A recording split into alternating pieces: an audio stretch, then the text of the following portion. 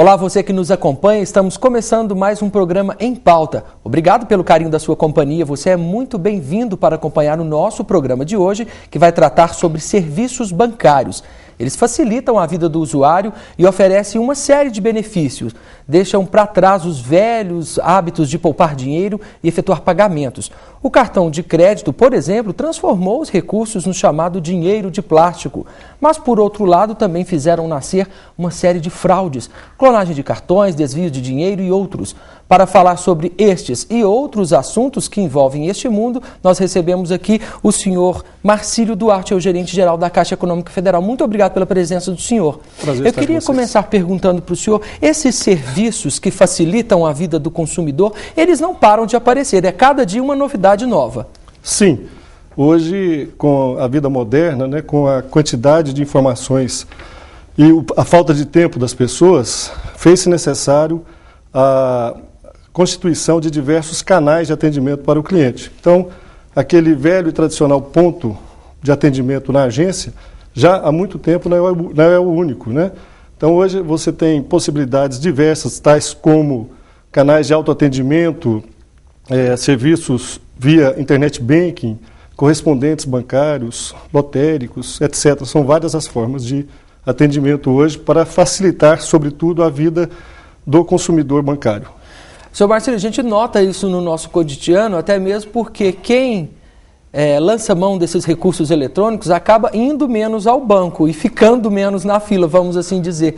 Esses serviços estão disponíveis para todos os clientes, mesmo aquele que tem uma conta poupança, bem simples? Absolutamente sim. Todo mundo que é correntista, no caso específico da Caixa Econômica Federal, mas em regra de todas as instituições financeiras, tem a seu dispor os serviços, né, até para possibilitar o real atendimento a toda a quantidade de clientes da maneira mais tempestiva possível.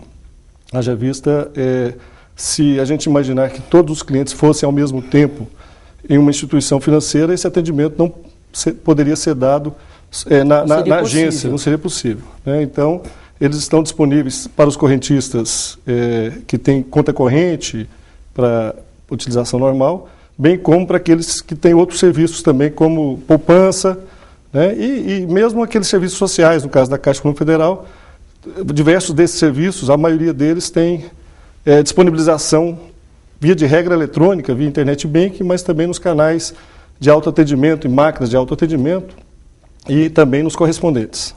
Justamente, quando a gente fala em ir ao banco, é notório que os atendimentos estão cada vez mais digitais, certo. Mas ir ao banco não necessariamente é na boca do caixa ser atendido por uma outra pessoa. Pode ser que ele vá ao banco fazer uso do caixa eletrônico, porque afinal de contas hoje praticamente todo cidadão tem um cartão, ele tem um dinheiro de plástico. Perfeito, exatamente. A disponibilização sobretudo de cartões e senhas, facilitam sobremaneira a vida dos consumidores bancários, né? E possibilitam que eles façam o serviço da sua casa, do seu bairro, né? Mesmo estando distante de uma agência bancária, isso hoje em dia não é impeditivo para ele fazer os serviços, inclusive sem restrições de horários, ou pelo menos com uma amplidão de horário muito grande para poder executar esses serviços. Quando a gente fala em internet banking, toda pessoa pode ter acesso, é preciso seguir alguns critérios. Às vezes a pessoa fala, hoje eu não vou ao banco, eu quero acessar a minha conta do computador de casa, do meu computador pessoal. Mas talvez é aí que ela descobre que para ela ter esse acesso primeiro, ela precisa procurar o banco, não é verdade? É verdade. Sempre quando de abertura de conta ou quando de alterações de dados cadastrais, manutenção de algum dado junto à instituição financeira, é interessante aquele que ainda não tem acesso solicitar ao atendente, ao gerente, as senhas possíveis para poder acessar o internet banking, né? Existe a senha master, a senha básica, no caso da Caixa Econômica Federal, a senha básica já possibilita o acesso também ao internet banking para consultas, de uma forma geral. A senha básica é a que o usuário tem do seu cartão pessoal. Do seu cartão, exatamente. Essa senha, ela já possibilita o cadastramento de uma nova senha junto ao site da instituição financeira, da Caixa, para poder fazer a utilização de consulta de saldos e diversos outros serviços. A pessoa também recebe uma outra senha que chama assinatura eletrônica, essa sim permite fazer pagamentos e transferências.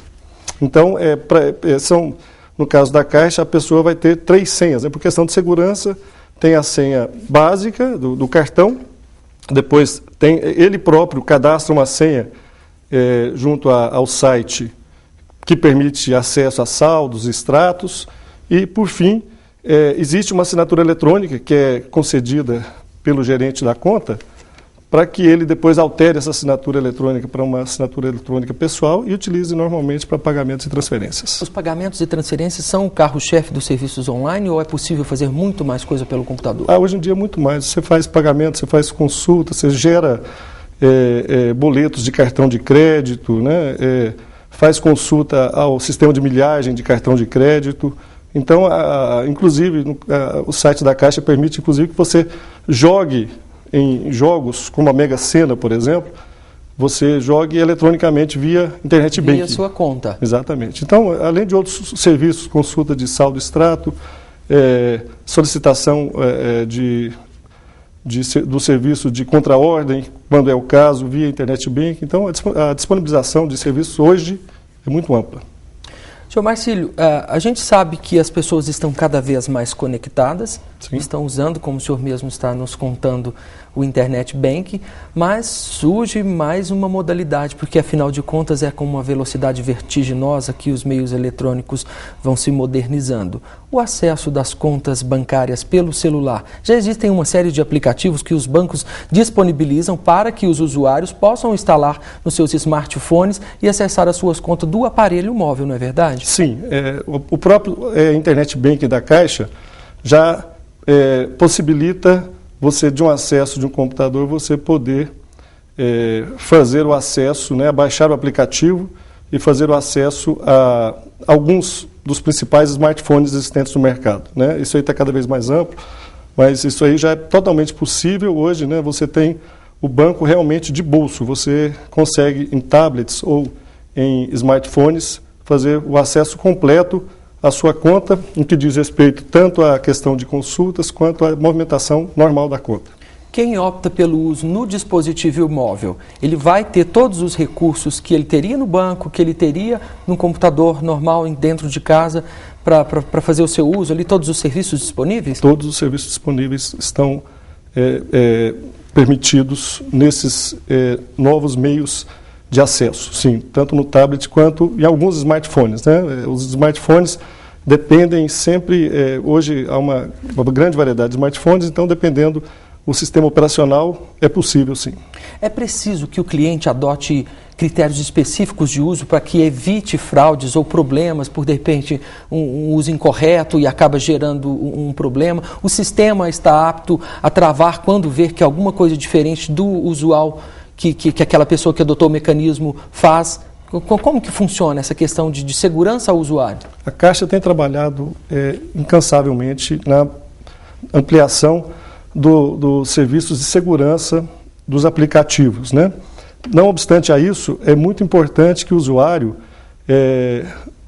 tome alguns cuidados. Por exemplo, não fornecer senha para terceiros. Tenha sempre cuidado quando estiver digitando a sua senha, seja num terminal, seja num local público, por exemplo, um cybercafé, algum local onde ele esteja podendo ser visto por pessoas que, infelizmente, existem, né, que são pessoas de má índole que acabam se aproveitando disso. Mas a sistemática de segurança hoje é muito forte e problemas desse tipo têm sido cada vez menores.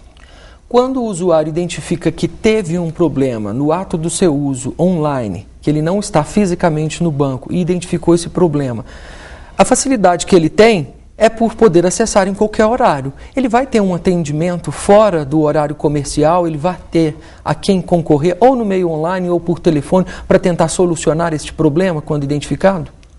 Grande parte deles, sim. Se for algum problema que ele constatar de uma fraude, e essa fraude, muitas vezes, quando ocorre, cada vez mais rara, graças a Deus, pode ser até por um ato de falta de cuidado, né? Mas ele pode comunicar ao serviço de 0800, né? Pode também fazer um comunicado online. Agora, se for realmente alguma movimentação, aí ele tem que ir à instituição financeira. Se houver algum problema de movimentação indevida, ele tem que fazer essa comunicação na instituição financeira, diretamente na agência. Senhor Marcílio, quando a pessoa usa esses recursos no exterior? Certo. Não, normalmente, ele vai ter a seguinte opção. Ou ele vai ter, se houver alguma movimentação indevida, hoje é muito raro, posso falar para você, Petro, que dificilmente você tem, utilizando corretamente, dificilmente você tem algum problema. Mas, de todo jeito, ele deve comunicar à instituição financeira por e-mail para que o gerente da conta já faça a contestação. Quando ele voltar ao Brasil, ele se dirige à agência. Acredito que, independente do uso dos recursos online para acessar sua conta, acessar o banco, o cliente deve estar sempre em contato com o seu gerente, em contato com o banco, para que evite problemas e que não trate a sua conta única e exclusivamente no meio online. É verdade. O serviço online ele é muito importante, né? Hoje a gente não imagina a vida, né, sem, no caso de instituições financeiras, de movimentações bancárias, sem os sistemas tecnológicos que existem aí. E é importante também, na utilização, eu volto a dizer aqui, que se sigam as instruções que sempre existem quando do acesso. Fazendo isso de forma coerente, né, vendo todos os requisitos necessários para você poder acessar o site, né, você vai ter uma tranquilidade com relação a isso. Ficar né? sempre de atento. todo jeito, o gerente sempre está disponível, né, o gerente da Caixa lá, para o atendimento às pessoas, né, em todos os serviços, sempre nos horários específicos. Mas fora do horário, a pessoa tem uma gama de serviços realmente. Ok, senhor Marcílio Duarte, gerente da Caixa Econômica Federal de Berlândia, muito obrigado pela presença do senhor. E no próximo bloco nós vamos receber a presidente da Comissão dos Direitos do Consumidor da Ordem dos Advogados do Brasil. Ela vem falar sobre os direitos do cliente no que diz respeito aos serviços bancários. Afinal, uma das pesquisas sobre crimes eletrônicos apontam que a clonagem de cartões de crédito e o uso de dados pessoais lideram o índice de crimes eletrônicos no Brasil. Só para se ter uma ideia, as clonagens representam 34% dos registros de ocorrência nessa modalidade criminosa. Nós vamos para um rápido intervalo e voltamos daqui a pouquinho. Até já.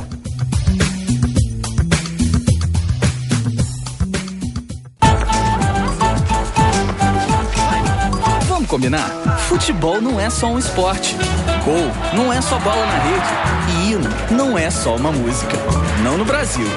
Aqui o hino toca no peito. Futebol é uma paixão e cada gol é uma festa. Agora a Copa vai ser na nossa casa.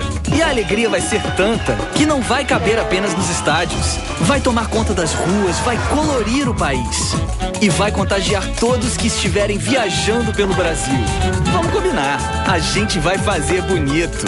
Porque somos 200 milhões de brasileiros jogando juntos. Estamos vivendo um Brasil mais forte juntos. E vamos comemorar juntos também em cada canto do país. Porque somos um povo que recebe todo mundo de braços abertos. Aproveite esse momento e viaje pelo Brasil. A alegria vai rolar por todo o país. Mais do que o país do futebol, somos a pátria de chuteiras. Há 18 anos, o IBCC iniciou a campanha do câncer de mama no alvo da moda. E eu logo me juntei à causa. Mãe, você e eu. Em 18 anos, o IBCC cresceu bastante. Visite um mastologista anualmente e faça os exames de rotina. Quanto mais cedo o câncer for descoberto, maiores são as chances de cura. Junte-se a essa causa ou compre os produtos com o alvo azul. O câncer de mama no alvo da moda. Essa luta dura uma vida inteira. A Faculdade de Engenharia Mecânica vem formar profissionais com conhecimento para desenvolver projetos com aplicações diretas na indústria, de forma analítica e crítica. Para isso, conta com sofisticado equipamento tecnológico e o apoio de diversas empresas. E é por isso que está entre os 5 melhores cursos do Brasil. Engenharia Mecânica da UFO. Excelência na graduação.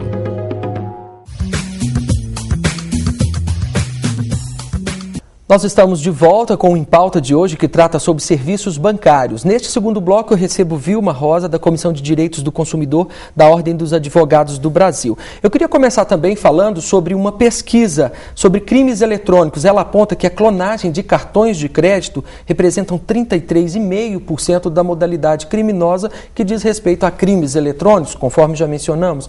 É muito grande esse índice, não é, doutora? Olha, tendo em vista que nos dias atuais, com o desenvolvimento da tecnologia, logicamente esses crimes se tornaram mais comuns e com maior incidência, devido justamente à maior utilização dessa modalidade de compra, de trabalho das formas bancárias de modo geral.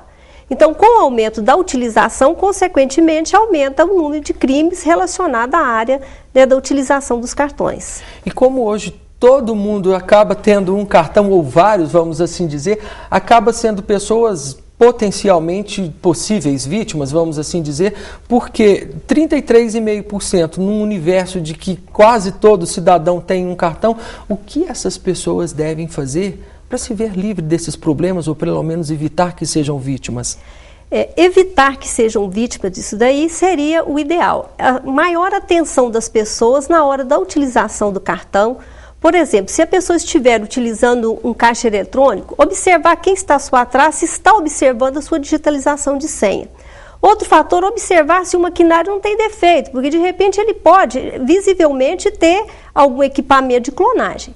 Se bem que suga os dados. Exato. Se bem que nos dias atuais, já se torna até demodé a utilização da clonagem direta no caixa. No equipamento. Porque a internet hoje é o maior, que está mais vulnerável à captura dos dados do consumidor para a utilização desses agentes criminosos. É importante a gente ressaltar que na maioria das vezes, dessa clonagem eletrônica que a doutora está ressaltando, existem programas espiões que a pessoa acredita estar no site do banco, digita os seus dados, digita a sua senha e na verdade foi um programa, um vírus instalado no computador que acabou sugando esses dados e aí gerando a clonagem desse cartão, não é assim? Isso. Tendo em vista que hoje os crimes praticados pela internet são em maior incidência, o consumidor ele tem que estar sempre atento, atualizar o seu antivírus, não abrir qualquer e-mail que entra na sua tela, ter segurança daquilo que você está abrindo, ter maior cuidado na utilização dos dados pela internet, por telefone,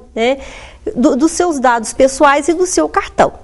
Sempre estar atento, a hora que for fazer a utilização desse cartão, por exemplo, em uma máquina de um determinado estabelecimento, sempre estar de olho, observando onde a pessoa que está recebendo o seu cartão está caminhando com ele. Então, sempre de olho nessas atitudes, porque de certa forma você pode estar evitando uma clonagem do seu cartão. Esses dados, essa situação que a doutora Vilma está expondo, ela também aparece na pesquisa. No começo da entrevista, nós dissemos que 33,5% dos crimes eletrônicos no Brasil dizem respeito à clonagem de cartão. Mas 17,3% diz respeito exatamente sobre o furto de dados pessoais. A pessoa acaba deixando os seus dados pessoais vazar de alguma forma, seja através de um vírus espião no seu computador ou mesmo essa situação desagradável dentro da agência que tem um equipamento que suga dados ou uma pessoa mal intencionada que vai ali na intenção de sugar esses dados do cidadão, do usuário, do cliente bancário. O que o Código de Defesa do Consumidor diz a esse respeito? Quando o cidadão é lesado, de quem é esse prejuízo? É do banco? Eu acessei online e o banco disse que tinha uma segurança a ofertar a este cliente. Quem paga essa conta, doutora? Olha, primeiramente nós devemos ressaltar que o consumidor ele precisa ser atento, ele precisa também ajudar a instituição nesse sentido de ser um vigilante constante. Mas quando ocorrer essa incidência desse tipo de problema, o consumidor ele é respaldado pelo Código de Defesa do Consumidor, principalmente no seu artigo 14, que diz que o fornecedor do serviço, ele é responsável, tem a responsabilidade objetiva sobre a prestação de serviço. Então, quando ocorrer uma clonagem, o consumidor ele tem o direito de ver ressarcido aqueles valores, mas para isso ele tem que, primeiramente, à medida que ele tomar ciência que teve o seu cartão clonado, faça um boletim de ocorrência, comunica a instituição financeira ou mesmo administradora do cartão para que cesse aquela situação. Se essa situação não cessar, ela também gera uma indenização por danos morais advindos de circunstâncias relativas àquela utilização indevida. A princípio, o consumidor ele está respaldado pela lei, mas ele também precisa ter os seus cuidados, não deixar só pela legislação que o respalde. Olha, vamos nos atentar para o que a doutora Vilma está dizendo. Então, é uma dupla responsabilidade. O Código de Defesa defende que existe a responsabilidade da agência, né, do banco, da instituição, mas o consumidor também tem os seus deveres. Veja bem, a responsabilidade ela é objetiva do fornecedor de serviço. Porém, por uma questão de educação para o consumo, que inclusive é um tema muito debatido no Brasil, educar o consumidor para o consumo. Então, esse consumidor ele tem que se educar também para evitar situações desagradáveis, porque mesmo ele sendo ressarcido, que a lei lhe garante, né, ele vai ter uma série de transtornos em decorrência de um fato que talvez poderia ter sido evitado se ele fosse um pouco mais atento. Doutor, especialmente em Uberlândia, essa modalidade cresce. As pesquisas apontam. Não existe uma delegacia de crimes eletrônicos. Quem procurar, a quem recorrer, como agir? Veja bem, existe a necessidade da criação de uma delegacia específica para os crimes, principalmente os crimes cibernéticos, que hoje está em grande quantidade. Uberlândia não tem. Mas o que o consumidor deve fazer? Faça um boletim de ocorrência, né, procure a instituição financeira. Quando ele precisa do ressarcimento ou da cessação disso daí, ele procura a justiça ou até mesmo o PROCON. Ele tem o seu direito garantido. Existe um ponto, uma questão muito delicada, que no meio online se chama do analfabeto digital. Quando a pessoa peca, erra ou se deixa levar por não conhecer este meio eletrônico, por não saber lidar especificamente com o digital e acaba se deixando levar e é lesada. Como que é analisada essa situação? A quem cabe este prejuízo? É uma situação complexa, até porque o ônus da prova nas relações de consumo é do fornecedor, tá? Veja bem, se houve um analfabeto cibernético, na verdade, e ocorreu uma circunstância, né, aí depende do que ocorreu nessa situação, até porque o banco, objetivamente, ele é responsável. Cabe ao banco educar o uso, ensinar como se usa o recurso? Veja bem, é difícil dizer que o banco vai educar, né? Para isso existe hoje os programas a nível nacional de educação para o consumo. Mais recentemente foi criada uma lei nacional justamente para difundir a educação para o consumo em todo o Brasil. Então, a população precisa ser educada para consumir. Até então, não existe uma lei penal específica que pune esses criminosos, né, infratores da questão do furto ou da... Quando a pessoa usufrui devidamente o dinheiro alheio de uma conta, né? Então, como não existe uma lei específica para isso, assim como não existe uma delegacia de crimes cibernéticos, o que ocorre? Isso tudo vai ser jogado na área criminal e na área civil. Porque quando é uma reparação de dano, ela vai na área civil. Mas quando é punir um criminoso dessa modalidade, ela já cai na área criminal. Aí ele pode ser...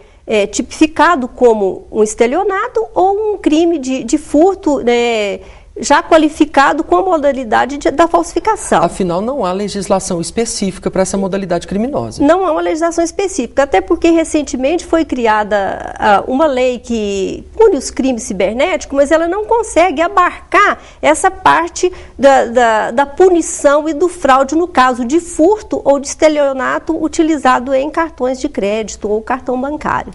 Doutor, a gente está falando muito sobre estelionato, furto, clonagem, a pessoa que é lesada, que tem a conta invadida, que tem os seus dados levados por alheios.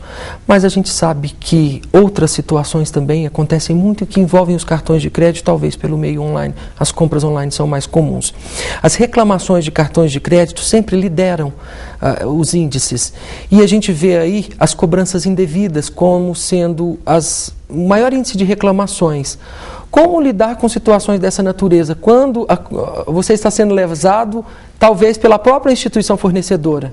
Assim, aí já é uma questão do consumidor. Aí já está respaldado pelo Código de Defesa do Consumidor. né, o consumidor deve, nesse caso, procurar o PROCON, onde ele vai formalizar uma reclamação, essa instituição vai ser chamada, né, e lá eles vão resolver em audiência como fica, né, o ressarcimento dessa utilização, e caso o consumidor entenda que ele teve a sua moral, a sua honra, de certa forma lesada, ele pode ainda entrar com uma ação de reparação de danos material e moral na justiça comum. Doutor, eu tenho alguns números aqui que apontam que só nos 3 primeiros meses desse ano, Uberlândia registrou mais de 200 reclamações nesta modalidade de cobrança indevida, enfim, cartões de crédito de modo geral. Isso representa um aumento de 200% com relação ao igual período do ano passado. Essas pessoas que estão reclamando mais, os números apontam isso, estão tendo seus problemas resolvidos, por isso estão procurando mais os seus direitos?